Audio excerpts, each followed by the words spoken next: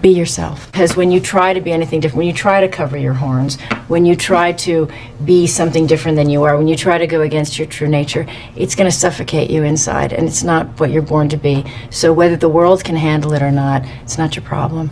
Be yourself. When we become a mother, we go through things in our first film is you go through things, you harden, life hurts you, and you lose yourself. And a child helps bring back this love and understanding of yourself, and you return to your softness in a very different way. How do you deal with haters? Well, I suppose you try to ignore, you try not to see or read, good or bad. I think there's a lesson when I was very young starting in this business. You don't believe the good. If they praise you and say you're amazing, you don't take it too seriously, and they tell you you're terrible, you don't take it too seriously. You just try to know your own truth, be the best you can be, and know that a lot of hate comes from their own darkness, their own insecurity, or their own pain. It's not really about you, of course. Never is. Still the same person. I just have such a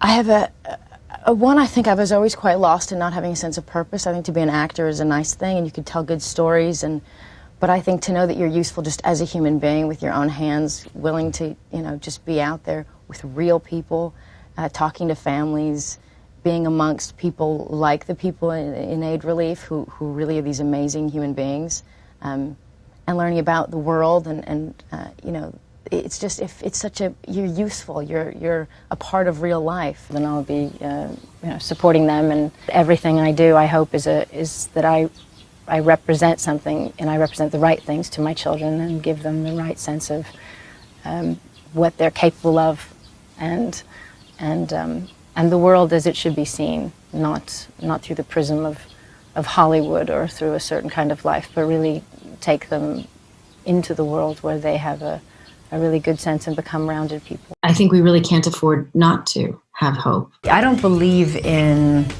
some kind of life path that somebody has, or that you're destined to be I don't believe that, but I do believe that when you are being exactly true to yourself, certain things happen that are just the most amazing. That led me to start my family, led me to make very strong decisions that would take my life into different direction. I think the greatest love is if you can find somebody that opens your eyes and makes you a better person and inspires you to do better things with your life, and that's a great love. Somebody that doesn't just accept you as you are, but helps you to. When you know that your kids love each other, and you see the way they all, without any kind of prompting or pushing, give each other notes, hug each other, take care of each other, support each other, then you feel like they're going to be okay, and they're going to always have each other. When I've gone to refugee camps, or I've gone to places to meet earthquake victims, it is certainly not some big sacrifice of mine. Their mind matters more than their outward appearance. Kindness, yes, of course, but that they need to know themselves and sharpen their mind and educate themselves and really value the chance that they get for an education, because a lot of girls don't. And I see it rising, and the only thing I can do is to use my voice and encourage others and raise my children to know right and wrong, and to have a broad view of the world, and to embrace their diversity and other people's, and respect others. And I think that's all we can do now, is each and every person, each one of your listeners, we all just have to be the best of ourselves. If not now more than ever, we really have to rise up and find our rational center, our who are we and what do we stand for, and we know it.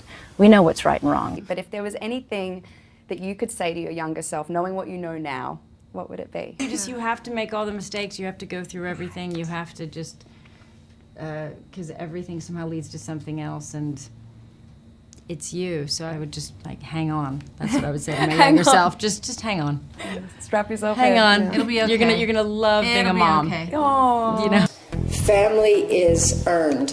Family is through loyalty and shared values. We can have all of our broken parts and still be good, great, capable people who are doing what we believe is important. So it changed me completely. It changed me just to. I just realized how fortunate I was, and how stupid I'd been for ever being self-destructive, or wanting for more, or not understanding how grateful I should be just that I know where my family is and they're alive and my child's healthy, and we forget those things all the time, and just a sense of purpose and responsibility. And I realized I'd become the person that was always going to make everything okay. Right. Not the person that worries, that's dramatic, that's upset, that I'd spent my whole life being kind of in that darker space. I mean, I think what's risky is living your life and never trying for anything, and never doing something brave, and never getting yourself scared. I think when love is right, it's a good kind of pain. It's a pain where your heart is stretching, your feelings are stretching. The loss, the greater the love, the greater the loss is true. There is no disgrace in being a survivor of sexual violence, that the shame is on the aggressor. There's so much hate these days. There's so much discomfort with people from other countries that we don't know and people that are foreign to us. And I think to remind everybody to be open to why people flee, why people cross the border. It's not just for economic reasons. Some people are really running for their lives and have been through horrific things and are really willing to work hard in a new country and try to just be good citizens and have a good life. And so, well, we all have times in our lives where we feel broken. When my mom passed away, I did Wanted. It's a part of something that when you feel like you just want to kind of hide under the covers, or you're not sure what you've got left in you, you get an opportunity, and I would encourage anybody to do it. You're not a film actor, doesn't matter. Go somewhere, see what you got in you, put yourself against the elements, or try something you've never tried, and kind of try to rediscover that strength within. It doesn't always end well because maybe one kind of love is mistaken for another. There's that fire in all of us, and so often when you're young or at different times in your life, you think that there's something wrong with that. It's a bad thing because it's misdirected, and you don't know if you're a good person, and you don't know what you're contributing. You feel like, and that it is that fight and that fire and that little bit of trouble that, if directed in the right way, it can be a force for good and brave and wonderful.